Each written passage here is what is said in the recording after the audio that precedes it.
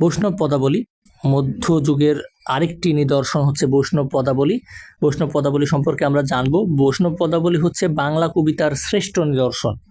মনে রাখতে হবে, বাংলা কবিতার শ্রেষ্ঠ নিদর্শন হচ্ছে বৈষ্ণব পদাবলী, নট মধ্যযুগের, সব সময়ের। বাংলা কবিতা এখন পর্যন্ত প্রাচীনকাল, মধ্যযুগ এবং আধুনিক যুগ মিলে যা আছে তার মধ্যে সবচেয়ে শ্রেষ্ঠ নিদর্শন হচ্ছে বৈষ্ণব পদাবলী। এবং বৈষ্ণব পদাবলী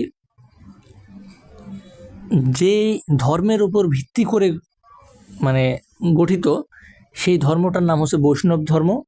এবং এই বৈষ্ণব ধর্মটা প্রচার করেন শ্রী চৈতন্যদেব। আমরা একটু আগে যখন ভাগ বিভাজন দেখলাম, মধ্যযুগকে ভাগ করা হয়েছে বিভিন্ন ভাগে, তার মধ্যে আমরা দেখেছিলাম যে প্রাক চৈতন্য যুগ এবং পরবর্তী চৈতন্য পরবর্তী যুগ। তো সেই যে চৈতন্যদেব তিনি প্রচার করেন বৈষ্ণব ধর্ম। এবং বৈষ্ণব পদাবলীর বিষয়বস্তু হচ্ছে রাধা কৃষ্ণের প্রেমলীলা। এটাও কিন্তু শ্রীকৃষ্ণ কীর্তনের মতোই রাধা কৃষ্ণের প্রেমলীলা নিয়ে তৈরি করা কবিতার গ্রন্থ। তো বঙ্গভাষা এবং সাহিত্য গ্রন্থে বৈষ্ণব পদকর্তার নাম উল্লেখ আছে 165 জনের, অর্থাৎ 165 জন কবির নাম উল্লেখ আছে যারা এই যে বৈষ্ণব পদাবলী রচনা করেছেন। পদাবলী মূলত প্রশংসাসূচক কবিতা। তাহলে বৈষ্ণব পদাবলী মূলত কি? বৈষ্ণব যেটা রাধা এবং কৃষ্ণর যে প্রশংসা, এই প্রশংসাসূচক কবিতা হচ্ছে বৈষ্ণব পদাবলী। বৈষ্ণব পদাবলীকে মহাজন পদাবলীও বলা হয় অনেক সময়। বৈষ্ণব পদকর্তা মহাজন নামে পরিচিত ছিলেন, অর্থাৎ যারা বৈষ্ণব পদাবলী রচনা করতেন তাদেরকে বলা হয়তো মহাজন। এই যে আমি এর আগে যেটা বলছিলাম, কৃষ্ণকে বলা হয় পরমাত্মা এবং রাধাকে বলা হয় জীবাত্মা, এটা মনে রাখবেন, পরীক্ষায় আসে। বৈষ্ণব কবিতা সংকলন করেন, বৈষ্ণব যে পদাবলীগুলো এগুলোকে সংকলন করেন হচ্ছেন বাবা আউল মনোহর দাস। এটাও খুবই গুরুত্বপূর্ণ আসে। তিনি বৈষ্ণব পদাবলী সংকলন করেন পদসমুদ্র গ্রন্থে। তাহলে এই যে বৈষ্ণব পদাবলীগুলো, এগুলোকে সংগ্রহ করে বাবা আউল মনোহর দাস সংকলন করেন এবং এটার নাম দেন পদসমুদ্র। বইটার নাম দেন হচ্ছে পদসমুদ্র। এই যে পদসমুদ্র নামক যে গ্রন্থটি বাবা আউল মনোহর দাসের, এখানে কবিতা আছে 15,000। আপনি বুঝতে পারছেন কেন বৈষ্ণব পদাবলীকে বাংলা সাহিত্যের শ্রেষ্ঠ নিদর্শন বলা হয়, কারণ 15,000 কবিতা আছে সেখানে। এবং বৈষ্ণব পদাবলীতে রস আছে 5টি। বাংলা সাহিত্যে মোট রস আছে 9 প্রকার, এর মধ্যে বৈষ্ণব পদাবলীতে রস আছে 5 ধরনের। বৈষ্ণব পদাবলীর প্রথম পদকর্তা ছিলেন জয়দেব নামের একজন। তিনি একজন বাঙালি কবি, কিন্তু তিনি বাংলা ভাষার কবি না। তিনি বঙ্গদেশে জন্মগ্রহণ করেছেন, কিন্তু তিনি বাংলা ভাষার কবি ছিলেন না। রাজা লক্ষণ সেনের কবি ছিলেন এই জয়দেব।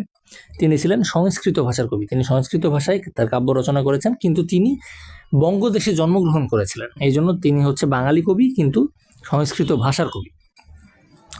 তিনি হচ্ছে এই জয়দেবী প্রথম বৈষ্ণব পদাবলীর প্রথম পদটিকে রচনা করেছিলেন। আর বিদ্যাপতি নাম আপনারা সকলেই প্রায় জানেন। বিদ্যাপতি সম্পর্কে আমাদেরকে জানতে হবে। বিদ্যাপতি কিন্তু বাংলা সাহিত্যের অন্যতম একজন সাহিত্যিক, যদিও বিদ্যাপতিকে বাংলা সাহিত্যের কবি হিসেবে ধরা হয়, কিন্তু তিনি কিন্তু সারা জীবনে বাংলা ভাষায় একটা কবিতাও রচনা করেন নাই। তিনি ব্রজবলী ভাষায় রচনা করেছেন। ব্রজবলী ভাষা হচ্ছে একটা মিশ্র ভাষা। আপনারা এখনও যদি ইউটিউবে সার্চ করেন ব্রজবলী ভাষার গান কিন্তু পাবেন। ব্রজবলী ভাষায় সাধারণত কথা বলা হয় না, এটা সাহিত্যের ভাষা বলা হয়। এটা বিভিন্ন ভাষার শব্দকে মিক্সড করে একটা ভাষা তৈরি করা হয়েছিল। এই ভাষাটা তৈরি করেন কিন্তু বিদ্যাপতিকে বলা হয় মৈথিলি কোকিল বলা হয় বিদ্যাপতিকে। বিদ্যাপতির উপাধি ছিল হচ্ছে কবি কণ্ঠহার এবং তাকে অভিনব জয়দেব নামে ডাকা হতো। তিনি বাংলা ভাষায় একটি পদও লেখেন নাই, কিন্তু তারপরেও তিনি বাংলা সাহিত্যে স্মরণীয় হয়ে আছেন। তাহলে এরকম আসে যে বাংলা ভাষায় একটি পঙ্ক্তিও না লিখেও বাংলা সাহিত্যে স্মরণীয় হয়ে আছেন কোন কবি? তার নাম হচ্ছে বিদ্যাপতি। তিনি ব্রজবলী ভাষায় রাধাকৃষ্ণ বিষয়ক পদ রচনা করেন। বিদ্যাপতির ভাবাদর্শে উদ্বুদ্ধ কবি ছিলেন গোবিন্দ দাস। গীতগোবিন্দ নামের বিখ্যাত পদাবলীর রচয়িতা হচ্ছেন এই গোবিন্দ দাস। আর ব্রজবুলি ভাষাটা রচনা হয়েছে মূলত বাংলা এবং মৈথিলি দিয়ে। মৈথিলি ভারতের একটা ভাষা, তো এই দুইটা ভাষা মিলে ব্রজবুলি ভাষাটি তৈরি করা হয়েছে। এটি শুধুমাত্র সাহিত্যেই ব্যবহার করা হয়, এটা আসলে ব্যবহার করা হয় না অন্য কোথাও। কথাবার্তাতে কোনো জাতি এটাকে ব্যবহার করে না। এবং শৃঙ্গার রসকে বৈষ্ণব পদ্মাবলীতে বলা হয় মধুর রস।